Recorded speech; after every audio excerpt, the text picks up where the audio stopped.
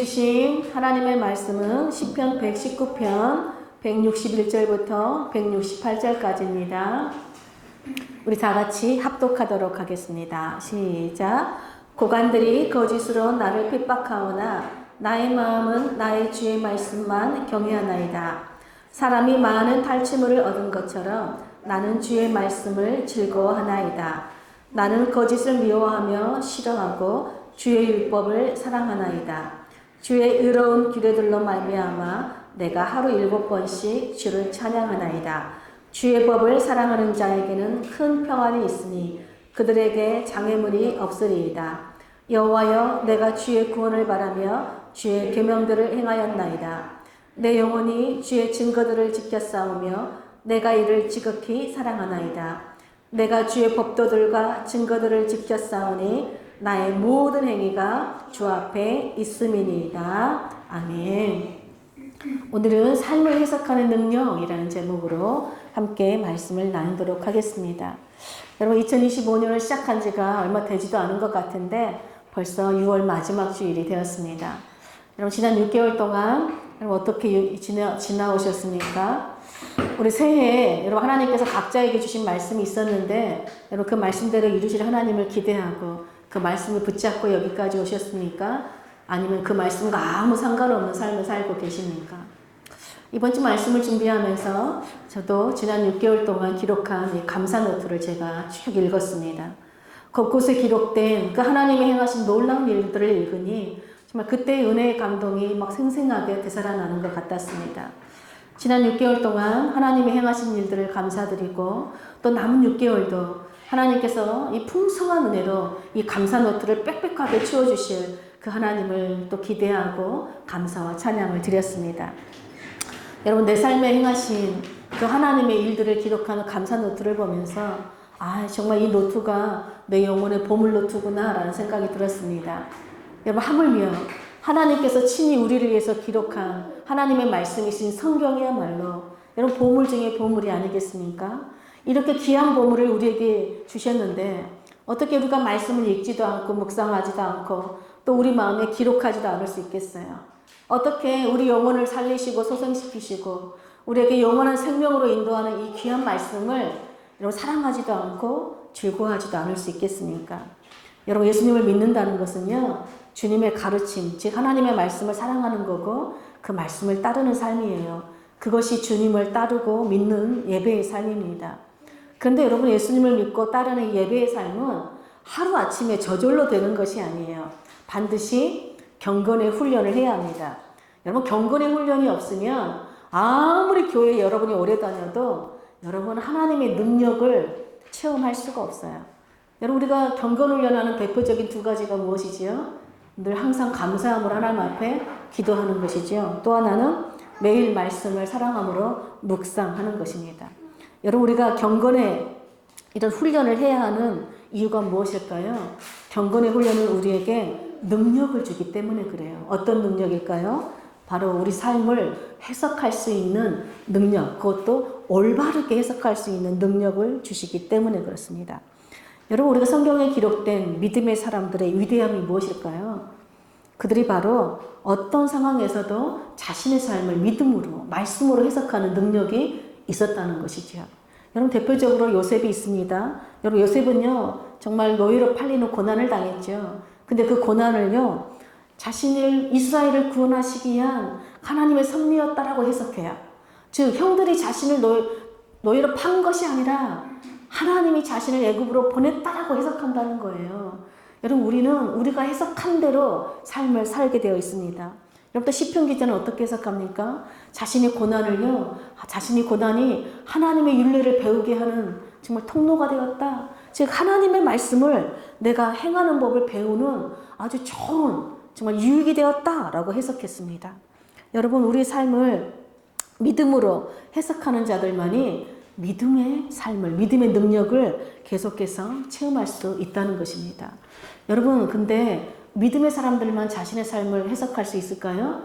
세상 사람들도요, 자신의 삶을 다 해석합니다. 근데 그들은 어떻게 해석할까요? 모든 것이 자기 기준이에요. 혹시 병이 낫느냐, 병이 낫지 않느냐, 이것이 삶을 해석하는 기준이죠. 내가 원하는 것을 주느냐 주지 않느냐 이런 삶을 해석해요. 이것은 성경이 뭐라고 말해요? 하나님을 믿지 않는 이방인들이 삶을 해석하는 방식이라는 것입니다. 성경은 그래서 경건에 이르도록 네 자신을 연단하라 훈련하라 라고 말해요. 여러분 경건 훈련을 하라는 말은 어떤 종교적인 행위를 늘리라는 것이 아니에요.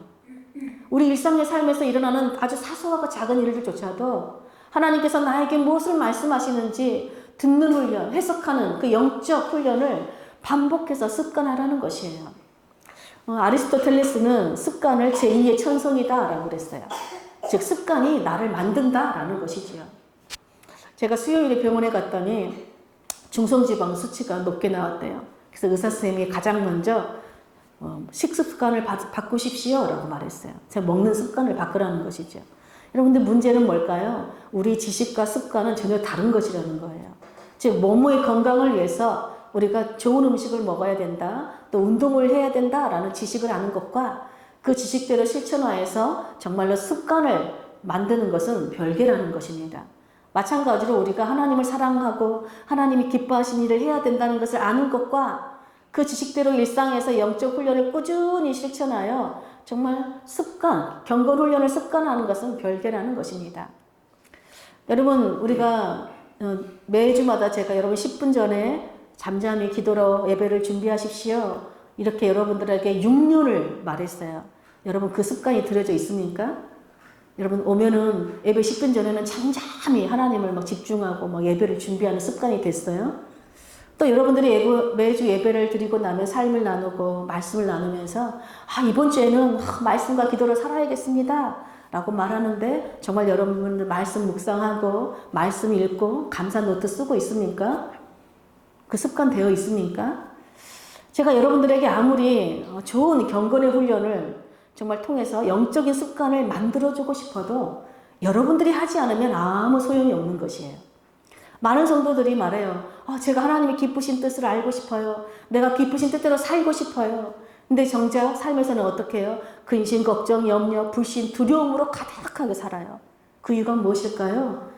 스스로 경건의 훈련을 일상의 삶에서 하지 않기 때문에 그래요.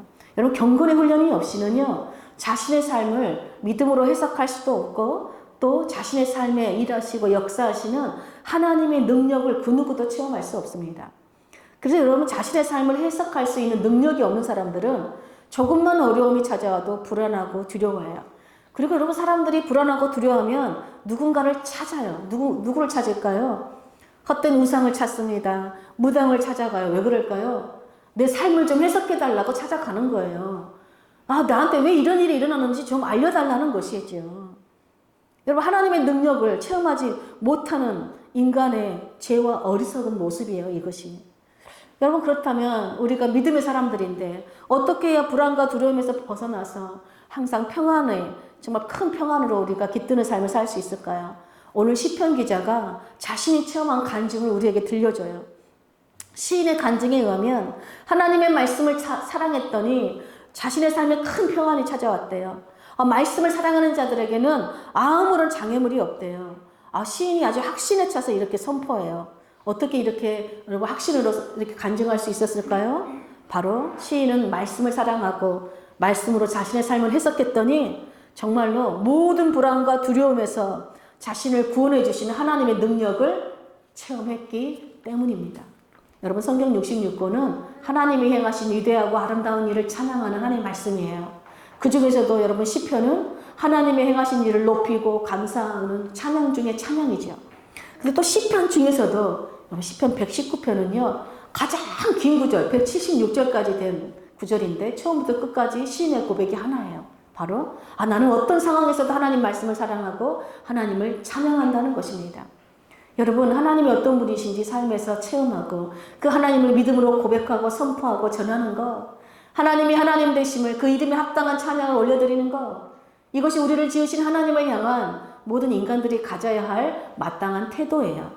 우리가 읽은 오늘 시편 119편은요 119편의 마지막 부분에 해당돼요. 근데 오늘 161절부터 우리가 168절까지 읽었는데요. 시인이 계속해서 반복해서 노래하는 내용이 동일하죠. 보면은 내 마음은 주님의 말씀만 경외합니다. 나는 주의 말씀을 즐거워합니다. 나는 주의 율법을 사랑합니다. 나는 하루 7번 주를 찬양합니다. 나는 주의 증거를 지극히 사랑합니다. 뭐예요? 시인은요, 자기 생명처럼 말씀을 사랑하고 정말 자신이 체험한 하나님의 능력을 정말 찬양하는 것을 최고의 기쁨으로 여기는 사람이에요. 습관이 영성이다 라는 책이 있어요. 그 책에는 이렇게 기록되어 있어요. 당신은 당신이 사랑하는 것을 예배한다. 시인이 지금 하나님의 말씀을 사랑한대요. 그 말씀대로 사는 것이 자기의 기쁨, 즐거움이 돼요. 그 말은 무슨 말이에요? 나는 하나님을 예배하는 사람입니다. 나는 하나님을 예배할 때 가장 행복합니다. 라고 말하는 거예요. 어떤 종교 행위를 하는 사람이 아니라 매일매일 말씀 통해서 하나님을 예배하는 삶을 사는 것이 시인은 그냥 일상이고 습관이 된 사람이다 하는 것입니다. 여러분, 이렇게 경건의 훈련이 일상이 되어서 항상 하나님의 말씀에 비추어 내 삶을 해석하는 이 사람이라는 것이죠. 여러분, 경건의 능력은 언제 우리가 경건의 훈련을 해야 되는데 이 경건의 능력이 나타나기 때문에 그래요. 근데 경건의 능력이 언제 나타날까요? 평상시에는요, 경건의 훈련을 한 사람이나 경건의 훈련을 하지 않은 사람이나 별 차이가 없습니다. 말씀을 묵상하지 않아도, 기도하지 않아도, 예배하지 않아도요, 그냥 그들의 삶은 그냥 똑같아 보여요. 그런데 경건의 훈련이 된 사람과 훈련이 되지 않은 사람이 확연하게 차이가 드러나는 때가 있어요. 그때가 언제일까요? 삶의 어려움과 어떤 문제들을 만났을 때, 고난이 찾아올 때예요. 우리가 고난이 찾아오면 제일 많이 하는 말이 무슨 말이에요? 하나님 도대체 왜 나에게 이런 시련을 주시는 거예요? 도대체 왜 그러는 거냐고 기도하죠. 왜 그렇게 기도해요? 이 고난이 해석되지 않기 때문에 그렇습니다. 근데 여러분, 시인은 고난당하는 자신의 삶을 말씀으로 해석함으로써 자신이 체험한 하나님의 능력을 지금 간증해요. 그러므로 오늘 시인의 간증을 여러분 어떻게 간증하는지 잘 듣고 여러분 마음에 새기시길 축복합니다. 그래서 여러분 삶에 어떤 문제가 풀리지 않을 때, 어려움이 찾아올 때 여러분 시인처럼 우리 삶에 정말 말씀으로 해석하여서 하나님의 능력을 체험하고 그 하나님의 능력을 간증하고 찬양하는 우리 모두가 되길 축복합니다. 첫째, 여러분 시인이 무엇을 간직한 자신의 삶을 어떻게 해석하는가 봤더니 고난의 때는 하나님의 말씀을 두려워할 때다 라고 해석해요. 우리 161절 한번 보겠습니다. 고관들이 거짓으로 나를 핍박하오니 나의 마음은 주의 말씀만 경외하나이다. 여러분, 시인은 지금 권력자들에 의해서 핍박을 당하고 있대요. 고난당하고 있대요. 그런데 나는 나를 핍박하는 권력자들을 두려워하지 않고 주님의 말씀을 두려워한다 라고 선포해요. 여러분, 고난당할 때는요, 내가 누구를 두려워하고 있는가 점검해야 돼요. 시인은 사람을 두려워해야 될 때가 아니라는 거예요. 어떤 그 상황을 두려워해야 될 때가 아니라는 거예요. 오직 하나님의 말씀을 두려워해야 된다는 거예요. 왜 그럴까요? 여러분, 하나님의 말씀은 이 세상의 그 어떤 권력보다 더 큰 권위를 가지고 있기 때문에 그렇습니다. 여러분, 성경은 무릇 예수 그리스도 안에서 경건하게 살고자 하는 자는 핍박을 받는다라고 말해요. 즉 우리가 말씀대로 살면요, 필연적으로 자연적으로 따라오는 것이 세상의 핍박이라는 것이에요. 그런 의미에서 여러분, 시인이 지금 세상 권력자들에게 핍박받는 이유가 뭐겠어요? 바로 시인이 하나님의 말씀대로 살기 때문이라는 것을 알 수 있죠. 여러분, 말씀은 우리로 하여금 세상과 구별되는 경건한 삶으로 인도합니다. 그래서 세상은요, 자신들과 다르게 사는, 구별되어 사는 우리 믿음의 사람들을 미워하고 박해해요. 그래서 여러분, 권력자들의 핍박은 사실의 생명의 위협을 받는 그런 핍박이에요. 시인은 지금 목숨이 경각에 있는 상황에서도 끝까지 하나님의 말씀을 붙잡아요. 시인은 말씀을 의지할 때 그 자신의 모든 고난을 정말 이기게 하시는 하나님의 능력을 늘 체험하며 살고 있기 때문에 그렇습니다. 그래서 둘째로 시인은 고난의 때는 주님의 말씀을 사랑해야 될 때다라고 해석합니다. 우리 162절 보겠습니다. 사람이 많은 탈취물을 얻는 것처럼 나는 주의 말씀을 사랑하나이다.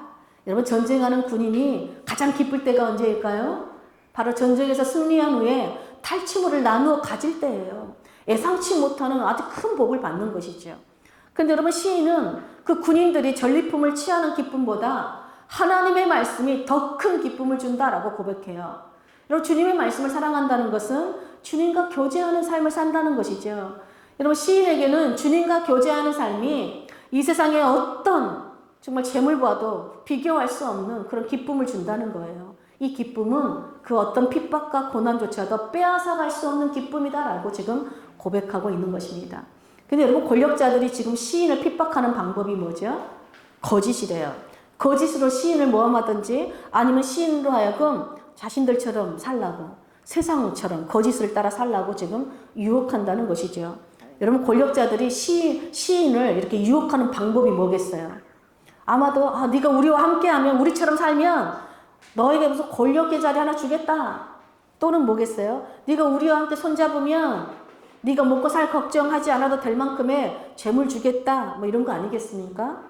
여러분, 세상 권력자들의 이 방법이 늘 하는 방법은 늘 어떤 거짓을 동원해서라도 사람을 핍박할 뿐만 아니라 어떤 거짓 술수를 써서라도 권력과 재물을 얻는 것이 이들의 기쁨인 것이에요. 그러나 시인은 거짓을 따르는 삶에는 참된 기쁨이 없다는 것을 알았어요. 그래서 비록 나는 핍박을 받을지언정 하나님과 교제하는 그 기쁨을 헛되고 거짓된 것과 결코 바꾸지 않겠습니다. 나는 거짓 권력자들과 반대로 거짓을 미워하고 싫어하고 오직 주의 율법을 사랑하는 삶을 살겠습니다. 라고 지금 선언하는 거예요. 지금 163절에도 167절에도 동일하게 선포해요. 163절 보겠습니다. 나는 거짓을 미워하고 싫어하고 주의 율법을 사랑하나이다. 167절 내 영혼이 주의 증거들을 지켜 싸우며 내가 이를 지극히 사랑하나이다. 시인에게 말씀은요, 자기 생명과도 좀 어떻게 보면 자기 생명보다 더 귀하게 여기는 거예요. 여러분, 우리도 이 세상을 살아가다 보면요, 수많은 유혹을 받게 돼요. 근데 이때 말씀에 깊이 뿌리 내려져 있지 않은 사람은요, 불안과 두려움 속에서 여러분, 송두리째 신앙이 흔들리고 우리 일상까지도 무너지는 것을 보게 돼요. 이리저리 마치 길을 잃은 사람처럼 헤매고 막 방황하게 돼요. 그런데 시인처럼 정말 항상 여러분, 하나님의 말씀으로 교제하는 삶의 기쁨을 아는 사람, 하나님의 말씀을 사랑하고 지키는 것을 즐거움으로 사는 사람, 즉 무슨 뜻이에요? 경건의 훈련이 습관이 된 사람은요, 어떤 유혹에서도 거짓을 선택하는 것을 거부하고 진리의 말씀을 선택한다는 것입니다. 여러분, 우리가 하나님의 말씀을 선택하면요, 놀랍게도 하나님께서 우리를 진리의 길로, 의의 길로 인도하는 것을 경험하게 되기 때문에 그래요. 여러분, 신약성경에서 예수님을 만나기 전과 예수님을 만난 후에 정말 180도 바뀐 사람들이 참 많습니다. 그 중에서도 가장 대표적인 한 사람을 뽑으라고 한다면 7 귀신 들렸던 막달라 마리아를 들 수 있겠지요. 여러분, 7이라는 숫자는 완전 숫자예요. 즉, 여러분, 막달라 마리아는 예수님을 만나기 전에 완전히 귀신에 붙잡혀서 자신의 주체성, 자신의 인격은 상실한 채 그냥 귀신이 조종한 대로 7방향으로 어디로 가야 될지 몰라서 이리저리 방황하며 살았던 여인이었다는 거예요. 근데 그런 여인이 예수님을 만나서 완전히 변화됐어요. 어떻게 변화됐어요? 오직 한 방향으로 끝까지 걸어갔다는 것이에요. 그래서 여러분, 부활하신 주님을 가장 먼저 만난 사람이 막달라 마리아예요. 막달라 마리아는 부활하신 주님을 가장 먼저 만나는 그 영광을 누렸다는 것입니다. 여러분, 예전에는요, 이렇게 인터넷이 없을 때는요, 목사님들이 설교가 설교를 하면요, 성도들이요, 막 생명을 걸고 말씀을 들었어요. 왜요? 그때 그 말씀을 듣지 못하면 더 이상 그 말씀을 듣지 못하기 때문에 그래요. 그래서 어떤 분들은 목사님 설교가 끝나면요, 서로 줄 서서 목사님 원고를 저에게 주십시오. 라고 그랬어요. 근데 요즘은 어떻죠? 아유, 뭐 다음에 듣지 뭐. 또 들으면 되지 뭐. 근데 듣습니까? 듣지도 않아요. 여러분, 우리가 붙드는 말씀이 없으면 말씀이 우리를 붙잡아주는 능력을 체험할 수가 없어요. 우리가 매일매일 하나님의 말씀을 사랑하고 묵상하는 경건의 훈련을 하면요, 놀랍게도 말씀이 우리를 정말 붙들어주는 경험을 하는 거예요. 오직 한 방향으로 인도하는 걸 경험하는 거예요. 길이요 진리요 생명 되신 예수 그리스도께로 우리를 점점 인도한다는 것입니다. 그래서 여러분, 매일매일 말씀을 붙드는 삶을 살면요, 핍박의 고난이 그의 신앙을 흔들지 못하고 그의 삶도 어떤 타격을 줄 수 없어요. 시인은 그걸 지금 고백하고 있는 것입니다. 시인은요, 자신이 매일매일 말씀을 붙드는 훈련을 했더니 놀랍게도 고난의 때에 말씀이 시인을 붙잡아주는, 그래서 정말 시인의 영혼의 기쁨과 평안을 충만하게 채워주는 능력을 체험했다라고 지금 간증하고 있는 것입니다. 그래서 시인은 셋째로 고난의 때는 하나님을 찬양할 때다라고 해석해요. 우리 164절 보겠습니다. 나는 주의 의로운 규례들로 말미암아 내가 하루 7번씩 주를 찬양하나이다. 아까도 말씀드렸지만 7은 완전수라 그랬죠. 여러분 하루 7번씩 주님을 찬양한다면 뭐 무슨 뜻이에요? 하루 종일 하나님을 찬양한다는 거예요. 그런데 여러분 시인이 고난 가운데서도 하나님을 항상 찬양할 수 있는 근거가 무엇이라고 고백해요? 주님의 의로운 규례들 때문이래요. 여기서 규례는 판결, 심판을 의미해요. 여러분 시인에게 하나님은 의의 말씀으로 온 세상을 주관하고 다스리시는 분이신 거예요. 모든 불의와 불법과 거짓과 악을 판결하고 심판하시는 의의 재판장이시라는 것이에요. 그래서 지금 의의 핍박을 받는 시인이 의로운 판결로 다스리시는 하나님을 찬양한다는 것입니다. 그래서 여러분 온종일 찬양한다는 것은요, 온종일 하나님의 말씀을 묵상한다는 뜻이에요. 원래 묵상한다는 건 뭘까요? 그래서 하루 종일 말씀을 읊조린다, 그 말씀을 붙잡고 암송한다 이런 뜻이에요. 그러니까 여러분은 매일매일 한 구절 말씀을 암송하는 것 자체가 뭐예요? 하나님을 찬양하는 일이 된다는 것이에요. 제가 엊그저께 조일현 씨 어머님이 예수님을 믿고 말씀을 계속 읽으니까 아팠던 몸이 낫는 것을 경험했다는 것을 간증하더라고요. 말씀을 계속 읽고 말씀을 암송하니까 말씀이 자신의 능력이 되는 걸 체험했다는 것이에요. 여러분 이렇처럼 시인처럼 어떤 상황에서도 여러분 항상 기쁨과 평안을 잃지 않고 하나님을 찬양하면 어떤 일이 벌어질까요? 우리 165절 보겠습니다. 주의 법을 사랑하는 자에게는 큰 평안이 있으리니 그들에게 장애물이 없으리로다. 여러분 하나님을 기뻐하며 찬양할 때 우리 마음의 모든 불안과 두려움과 염려가 사라진다는 거예요. 아까 군인들은 전쟁이 승리해서 약탈물을 나눌 때 일시적인 기쁨과 평안을 누렸지만 말씀을 사랑하는 자들은 평강의 왕이신 주님이 충만하게 거하는 은혜를 경험한다는 거예요. 그래서 평강의 왕이 의 안에 거하시면 여러분 이 세상의 그 누구도 주님이 주신 기쁨과 평안을 빼앗을 수도 방해할 수도 막을 수도 없다는 것입니다. 그러므로 여러분 넷째로 고난의 때는 하나님의 구원을 바라고 바라야 할 때다라고 해석해줘요. 166절 보겠습니다. 여호와여 내가 주의 구원을 바라며 주의 계명들을 행하였나이다. 여러분 시인은 고난 가운데서도요 자신은 하나님의 계명을 지켰다라고 고백해요. 그 이유가 무엇이에요? 하나님의 말씀이 우리를 구원하는 능력임을 믿기 때문에 그래요. 하나님의 말씀에 순종하는 자들을 하나님은 구원하시는 분이심을 믿기 때문이라는 것입니다. 시인은 이미 말씀을 사랑하고 그 말씀을 지켰더니 자신을 구원해 주시는 그 하나님의 능력을 체험했다라고 지금 고백하고 있는 것입니다. 그러므로 여러분 마지막으로 시인은 고난의 때는 우리 모든 행위가 주님 앞에 있다라는 것을 인정해야 될 때다라고 해석해요. 168절 보겠습니다. 내가 주의 법도들과 증거들을 지켰사오니 나의 모든 행위가 주 앞에 있음이니이다. 히브리 직역성경은 이렇게 번역했어요. 제가 당신의 법도들과 당신의 증거들을 지키는 것은 참으로 제 모든 길이 당신 앞에 있기 때문입니다. 여러분 시인이 온 마음과 뜻과 정성과 생명을 다해서 하나님의 말씀을 사랑하고 그 말씀을 붙들며 사는 것은 바로 자신의 모든 길, 모든 걸음이 하나님 앞에 있기 때문이에요. 무슨 말이에요? 여러분 시인은 하나님은 항상 내 모든 행위를 보고 계시는 분이시다. 나를 감찰하는 분이시다. 불꽃 같은 눈으로 내가 하는 말, 내 행동 다 지켜보고 계시는 분이시다는 것을 항상 인식하며 산다는 거예요. 이것을 다른 말로 하면 코람데오, 즉 하나님 앞에서 사는 코람데오 신앙이라는 것입니다. 여러분 사람은 누구나 기쁨과 평안을 누리기를 소망하지요. 그래서 여러분 집에 왜 부적을 막 사람들이 붙여놔요? 우리 집에 재앙이 없기를, 평안하기를, 우리가 항상 행복하기를 바라는 거잖아요. 그러나 여러분 이 세상은 오히려 우리에게 불안과 염려와 두려움을 가정할 뿐이에요. 왜 그럴까요? 이 세상은 말씀을 버린 세상이에요. 말씀을 버린 세상은 더 이상 우리 삶을 올바르게 해석하는 능력을 상실했기 때문에 그렇습니다. 그런데 시인은요, 지금 핍박으로 인해서 목숨이 위태로운 고난 가운데 있는데 불안해하지도 않고 염려하지도 않고 두려워하지도 않는데요. 여러분 핍박이, 고난이 시인의 신앙을 흔들거나 시인의 일상을 깨트릴 수도 없대요. 왜요? 시인에게는 자신의 모든 삶을 해석할 수 있는 여러분 능력이 되는 말씀이 있기 때문에 그래요. 여러분 시인이 자신이 삶을 해석하는 능력이 어디로부터 나왔어요? 하나님의 말씀이에요. 하나님의 말씀을 생명처럼 여기고 붙드는 거예요. 하나님을 자기 생명처럼 사랑한다는 뜻입니다. 왜 그럴까요? 오직 말씀을 통해서만 하나님의 능력을 체험할 수 있기 때문에 그래요.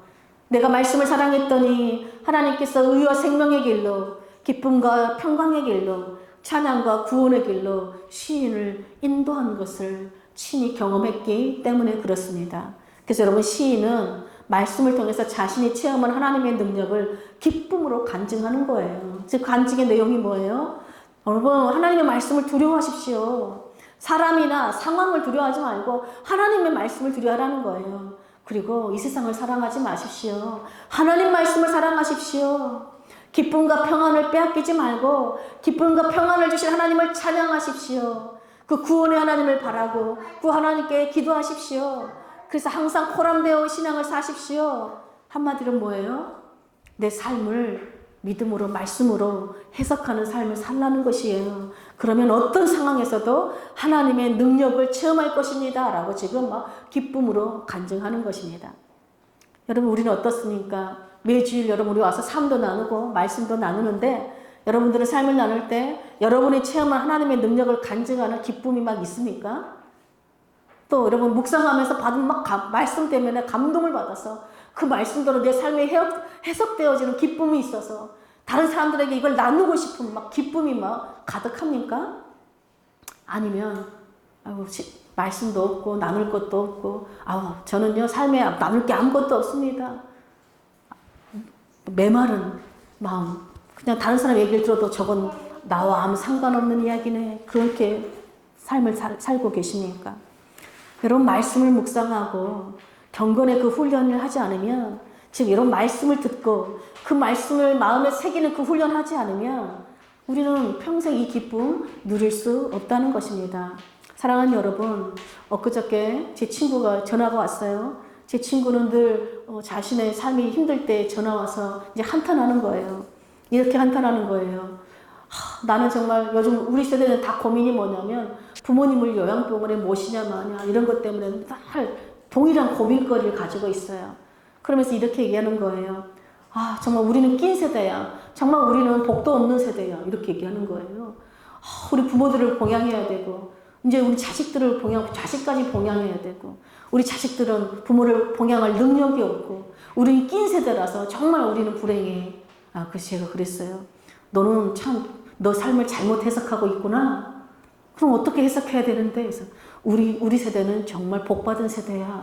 아니 왜 복을 받았냐? 그래서 우리는 부모를 공경할 수 있는 세대고 우리 자식들에게 이 아름다운 이 정말 좋은 나라를 계속해서 물려줄 수 있는 기반을 우리 세대가 마련하지 않았느냐. 우리 부모 세대는 공부하고 싶어도 못하는 세대였는데 우리 세대는 공부만 하고 싶으면 할 수 있었고 정말 대학을 안 나와도 일하려고 마음만 먹으면 어디 가서 돈을 벌 수 있었다. 그런데 우리 부모 세대들은 하고 싶어도 못했고 우리 자식 세대들은 대학을 나와도 박사를 받아도 일할 자리가 없어서 고민하고 있다. 우리 세대가 얼마나 좋은 역할을 했냐, 얼마나 축복의 통로냐. 나는 내 삶을 너무 감사한다. 그랬더니 갑자기 그 친구가 내 평생 그런 말을 처음 들어봤다. 너처럼 해석해주는 사람은 단 한 사람도 만나지 못했다. 내가 그렇게 해석했던 내 삶이 너무 부끄럽다. 너무 창피하다. 나도 앞으로는 그렇게 기뻐하고 감사해야겠다라고 전화를 끊었습니다. 여러분, 우리에게 일어나는 삶을 어떻게 해석하느냐가 우리 삶을 결정하는 것입니다. 그러므로 여러분 오직 하나님의 말씀만이 우리에게 축복과 평안과 기쁨과 구원을 주는 능력이에요. 여러분 오직 하나님 말씀 안에 우리가 걸어가야 될 길이 있어요. 그러므로 여러분 간절히 바라기는 여러분 오늘 시인처럼 여러분 정말 말씀을 사랑하고 그 말씀을 묵상하고 그 말씀대로 살아내는 그 경건의 훈련이 정말 일상이 되고 습관이 되는 삶을 사시기를 간절히 축복합니다. 그래서 여러분 우리의 삶을 그 세상적으로만 해석하지 말고 말씀으로 해석하는 그 능력의 사람들로 사시기를 축복해요. 그래서 여러분 오늘 시인처럼 하나님의 말씀을 경외케 하는 말씀, 기쁨과 평안과 구원을 주는 말씀, 호람되어 신앙으로 살게 하는 말씀, 그 말씀의 능력을 체험하여서 매일 주마다 여러분 정말 그 하나님의 능력을 체험하고 그 하나님의 능력을 간증하는 그 기쁨으로 또 찬양하고, 그래서 우리 일상이 하나님을 기뻐하시는, 하나님이 기뻐 받으시는 그 예배의 삶이 되시기를 간절히 축복합니다. 아멘.